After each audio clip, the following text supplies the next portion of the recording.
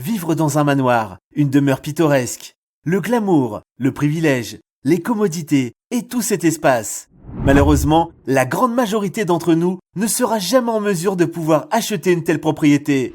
Mais cela dépend. L'astuce est de savoir où chercher ou d'être prêt à faire de petits sacrifices qui peuvent être un peu inhabituels. Voici 10 demeures dont personne ne veut, peu importe leur prix de vente.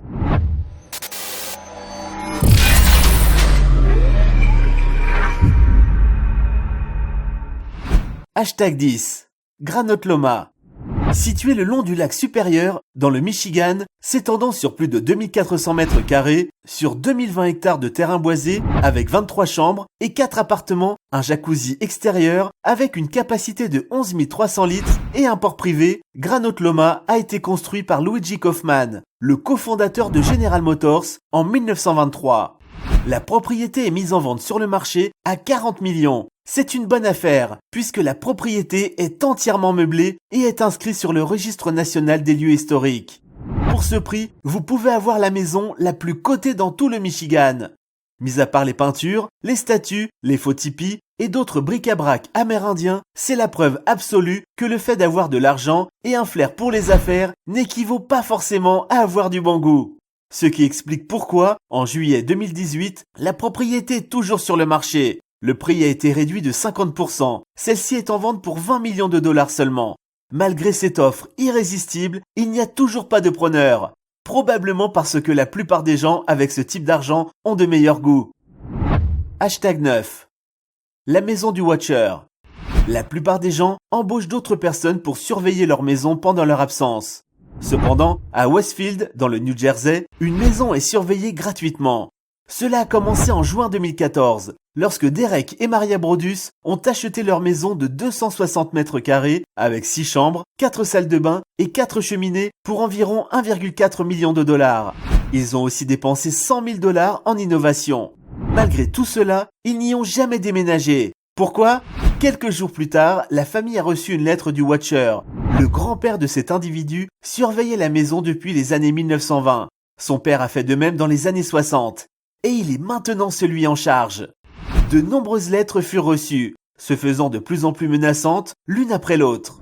La famille Brodus essaya donc de vendre la maison, mais leur histoire avait déjà fait la une des journaux, diminuant leurs chances de vendre un jour la maison. En 2015, ils ont porté plainte contre les anciens propriétaires vendeurs, sans résultat. Ils ont remis la maison en vente au début de 2017 après que leur locataire ait reçu une lettre de menace. La maison est de retour sur le marché pour 1,2 million, mais toujours pas de preneur. Hashtag 8. La partie penthouse. New York est considérée comme la ville qui ne dort jamais. Dans cet appartement particulier, cela sonne vrai. Situé au cœur du luxueux Upper East Side de Manhattan, ce magnifique appartement a une serre à la hauteur de 2 étages, une passerelle surplombant la salle de séjour et une terrasse sur le toit. La partie penthouse était un lieu de célébration pour les riches et les célébrités dans les années 70. Fréquenté par Jacqueline Kennedy et Andy Warhol, conçu pour le célèbre créateur de mode Royal Stone Frowick, le prix de la propriété est tombé à 24 millions et toujours pas de preneur, malgré une réduction de 37%. Vous vous demandez pourquoi ? Alston, qui est mort du sida, avait un goût intéressant. Il était célèbre pour amener des travailleurs du sexe masculin et il les nourrissait avec des steaks comme une forme de préliminaire. Jusqu'ici, cela semble ok. Mais ce n'était que le début des préliminaires. Il était aussi dans la bestialité et personne ne veut donc de cette maison. Hashtag 7. La maison Montclair. Voici l'affaire du siècle. Cette maison de 362 mètres carrés, avec 6 chambres et 3 salles de bain et 3 cheminées, située sur près de 1 hectare de terre, construite en 1906 par le célèbre architecte Dudley S. Van Antwerp, fut autrefois la résidence d'Aubrey Lewis, le premier capitaine américain d'origine africaine à l'université de Notre-Dame. Il est aussi devenu un agent du FBI. Ce qui explique pourquoi elle est protégée par la commission de préservation historique et elle peut être à vous pour seulement 10 dollars pour la maison seulement et pas le terrain. Aussi, des agents immobiliers sont sur le point de construire 8 maisons sur la propriété. Un autre bémol, vous pouvez avoir la maison pour 10 dollars, mais vous devrez payer les réparations et les rénovations qui comprennent le retrait du plomb toxique et de l'amiante qui est également toxique, mais vous devez préserver le caractère historique de la maison. Alors soyez prudents et considérez tous les critères avant de signer sur la ligne. Hashtag 6. le Pilar Estate.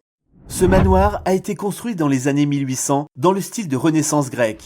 Situé au-delà de New York, il a fallu 11 ans de travaux pour restaurer toute la splendeur originale de la propriété. C'est une maison de 669 mètres carrés avec 6 chambres, 3 salles de bain complètes, 5 foyers à gaz, une bibliothèque, un salon et une salle de bal sur 2 hectares de terre. Le prix de vente était de 1 million de dollars en juin 2015 et a été réduit à 499 000 en 2017. Ce qui est juste un peu moins de 50% de réduction. Le problème a en fait commencé lors de sa rénovation coûteuse. Depuis une fenêtre du sous-sol, les ouvriers ont aperçu un enfant. Mais quand ils sont arrivés à l'endroit, il n'y avait personne.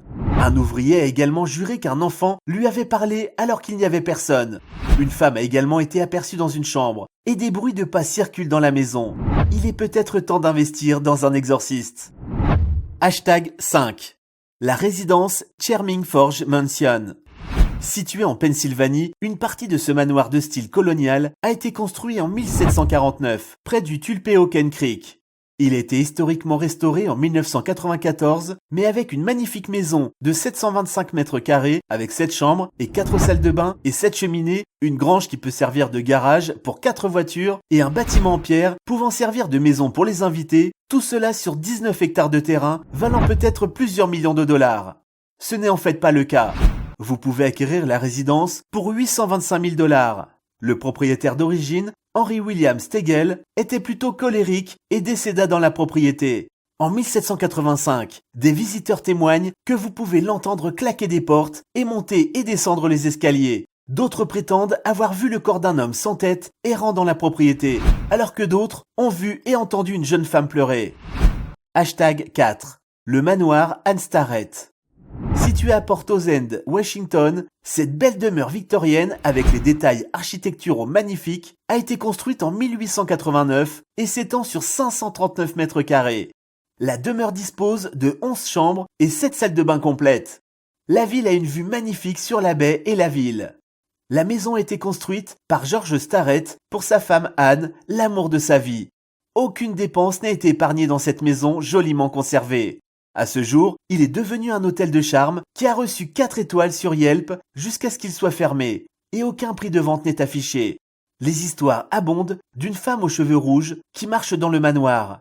Les clients révèlent qu'elle n'est jamais seule et est toujours vue avec un homme supposé être George. Hashtag 3. Le manoir Escapiers.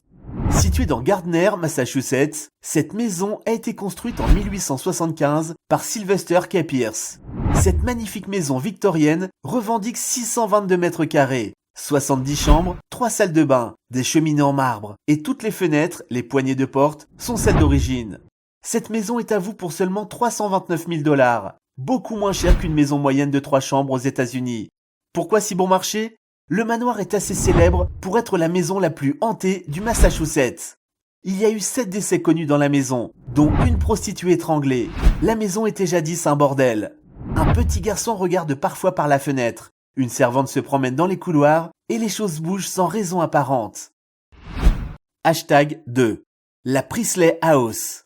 Située à Canton, Mississippi, cette maison de style géorgienne a été construite par Dr. James Priestley en 1852.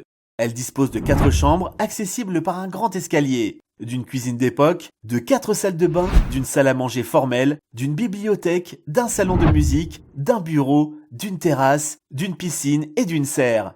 Tous en parfait état sur 0,5 hectares de terrain. Après d'importantes rénovations, elle a reçu un prix en 2010 par le Mississippi Historic Trust pour une restauration exceptionnelle.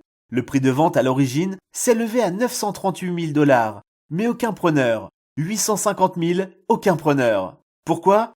La maison est en fait toujours occupée par l'ancien médecin et sa femme qui sont décédés dans la maison en 2002. Des personnes de la famille témoignent avoir vu une femme debout à côté d'une porte et de la musique vient du piano dans le salon. Plutôt effrayant. Hashtag 1. Le manoir Schwepp. Situé dans Lake Forest, Illinois, ce manoir a été construit en 1917 par le célèbre architecte Frederick Wainwright Perkins comme cadeau de mariage pour Laura et son mari Charles Oxon Schwepp. Le manoir s'étend sur 2322 mètres carrés et compte 12 chambres et 11 salles de bain sur 2 hectares. La noblesse européenne, y compris le duc de Windsor, y ont résidé. Restauré en 1988 par 7 artisans et artistes, le manoir est vendu à seulement 8 950 000 $. Une bonne affaire car le prix initial était de 9 450 000 en 2015 et de 18 millions en 2007. Pourquoi un tel rabais? Laura a succombé à une crise cardiaque en 1937. 4 ans plus tard, Charles se suicida, laissant une note clamant qu'il ne pouvait pas dormir. Quelque chose était terrible. Des personnes pensent que le couple et certains de leurs serviteurs n'ont jamais quitté le manoir en dépit du fait que celui-ci a été abandonné pendant presque 5 décennies. La question est donc, achèteriez-vous une de ces maisons à prix réduit ou est-ce que leurs histoires affectent la plausibilité de ce futur achat? Merci d'avoir regardé la vidéo jusqu'à la fin. Si elle vous a plu, n'oubliez pas de mettre un petit pouce bleu qui fait plaisir, de la partager avec vos amis et si vous êtes nouveau sur la chaîne, vous pouvez vous abonner en cliquant juste sur le bouton rouge s'abonner pour ne plus rien rater. Merci et à très bientôt.